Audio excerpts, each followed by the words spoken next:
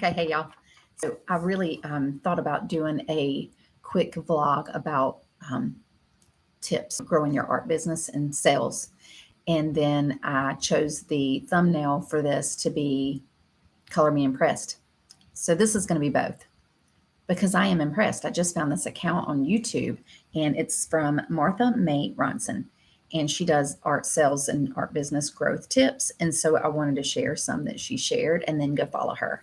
So for increasing your art sales is to get really involved in your community. So have community growth. And I've done that tremendously in the Greenville, South Carolina area. I need to do a lot more work up in my other neighborhood because I think I've told y'all before I'm in between houses in two towns. We're only about an hour and 20 minutes apart from each one, but the communities are substantially different.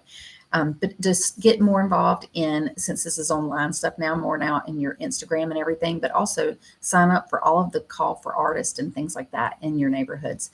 Also use hashtags that are related to your neighborhood. So like there's, that Greenville is a hashtag I use, and I got found by a magazine that way.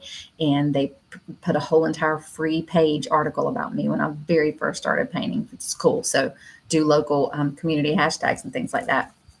Also, she said to offer something, not just to be out there just, talking or painting, but to offer something. So a value add. So for my people and my community and the ones that follow me, I do free content, free process videos. And one thing I don't do a whole lot of, I started doing recently by including my husband in some funny videos, is just share a little bit about your story and your actual life and your, just, I don't know, inspiration and behind the scenes type things. So I got to do better about that.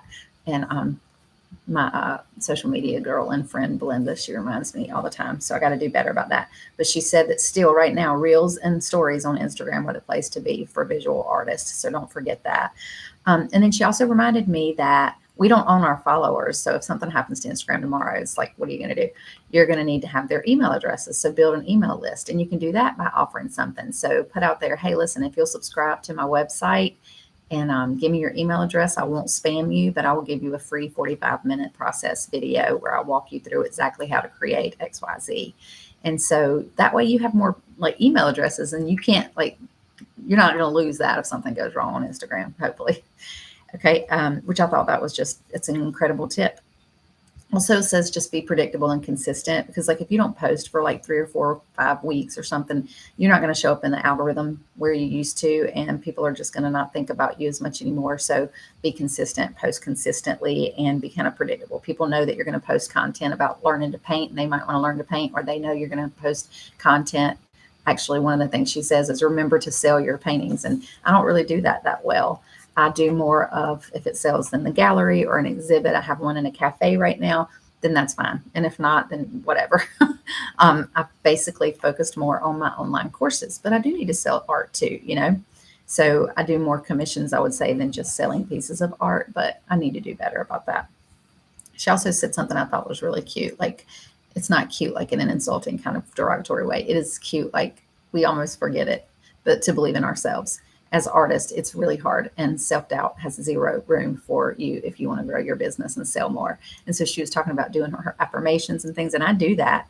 And so she's put some on sticky notes. That's so smart. But when you're not comfortable, that's when growth happens, So we got to get uncomfortable for a minute and then just be like, hey, listen, I like it. I'm creating this for me. This brings me joy. And if somebody buys it, great. If they don't, I created it. I enjoyed it. The process was learning. It was fun, and it's beautiful to me. And I don't know, just let go of what other people think. That was a hard one for me at first, but I am 100% there now. I have people all the time say, I really liked your botanicals better. Good. That's great. Thank you. That's not what I want to do. No harm, no foul. I'm going to do what I love. I'm not out here trying to make money selling botanicals. That's not where my passion is. So not doing that. I'm sharing. That's what I'm doing. I'm sharing and building a community and just a tribe around art. And I'll sell art, to whatever. But my main goal isn't that. It's just funny to hear somebody say that. I'm an artist, but my main goal is not to make money selling art. It's not. I have a full-time gig, a full-time plus some gig that I do. So I really want my online course creation community to prosper. And my course that I started everything with is called Amateur to Earning Artist in 60 Days, because that's what I did. I started getting commissions, 40-something commissions, as soon as I started posting. And so I live in a pretty rural area. A couple $100 a month income extra on the side, doing something you love, it can be life changing. So that's kind of where my focus is. And your focus might be somewhere different, but she did say to make sure and get like where you want to be and what you want to be and all of that straight, and then market. And that way you'll know like who's your target audience, and what do I need to put out there to get them to engage with me and be genuine. There are people that I engage with all the time that I really right now would probably fly to their house or have them fly to my house or whatever. Just I really enjoy them. That just builds like a genuine connection. So that's helpful. And let's see, call for artists, do that. Yes, for sure. And then she said the running mini launches like throughout, that's what I should probably do, is just launch an all pink collection because I have a ton of stuff I could sell. She said that does like, and if you comment launch on the video that I watched of hers, she'll send you a how to. So I did, I commented launch. It's how the galleries do it. So mimic kind of how the galleries are doing. It's working for them. So I'm going to do that. So those are just some good tips. And also, I'm just really impressed by her. So for my Color Me Impressed vlog today, I'm really impressed by Martha May Ronson. Go follow her.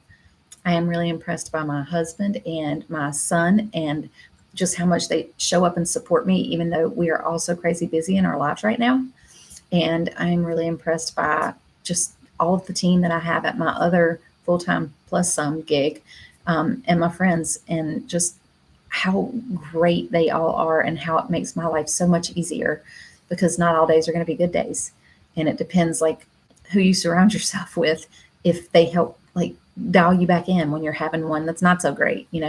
So I'm just impressed by my tribe. I'm impressed by the people that I've surrounded myself with and the people that I love and that love me. I'm just overall just really happy in general. Oh, it says somebody's here. Oh my God, somebody's watching. Look at that. So I hope that all those art tips are helpful. And I hope that the algorithm will bring this back up into some other feeds. I hope you'll follow me and let me help you learn to paint and help you learn how to sell art you may already have. You can check out my website and my online course. And I hope everybody has a fantastic day.